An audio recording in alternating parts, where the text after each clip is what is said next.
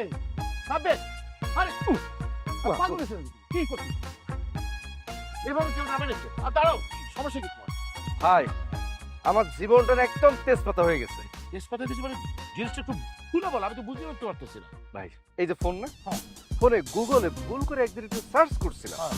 বর্তমান সময় লেটেস্ট হেলিকপ্টারের দামটা কেমন হয়, কোন দেশের ব্র্যান্ড, হ্যাঁ। কোন দেশের মডেল, কত দাম হয় একটু জানার আগ্রহ করে যে সার্চটা করছে এরপর থেকে যেমন তেজপাতা হয়ে গেছে। লাইফ হেল হয়ে গেছে কেন? কারণটা কি? ভাই আপনার খুলে বলে মন দিয়ে শোনেন, হ্যাঁ। মানে ওই সার্চ করার পর থেকে না, হ্যাঁ। এরপর থেকে খালি একের পর এক নোটিফিকেশন আমার স্ক্রিনের সামনে চলে আসতেছে।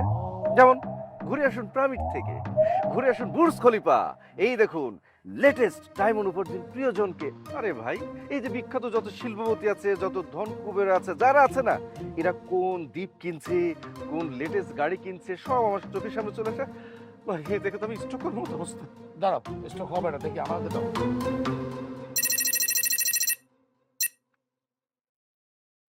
ভাই হুম। ফোনে কি করলেন? এবার তুমি লিখো ছেঁড়া জুতা সেলাই করার উপায় কি, কোথায় করবো? এই আবার এক জোড়া জুতা আছে, এই জুতাটা সেলাই করতে হবে। এটা লেখো তো, কি লেখা আছে? জুতো সেলাই করার উপায়। That's কেউ জীবন করে একদম লেখে। জীবনে না লেখলে তোমার জীবনে এবার প্রথম লেখো, দেখে দেখো একটা ইতিহাস সৃষ্টি করো। লিখো ছেঁড়া উপায়। পাই।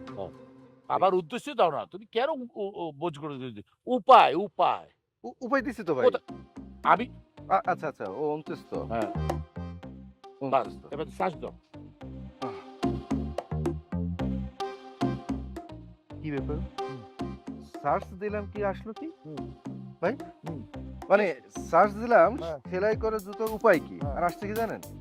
নতুন এক জোড়া জুতার দাম মাত্র 120 টাকা, সাথে ইনস্ট্যান্ট 10 টাকা ক্যাশব্যাক।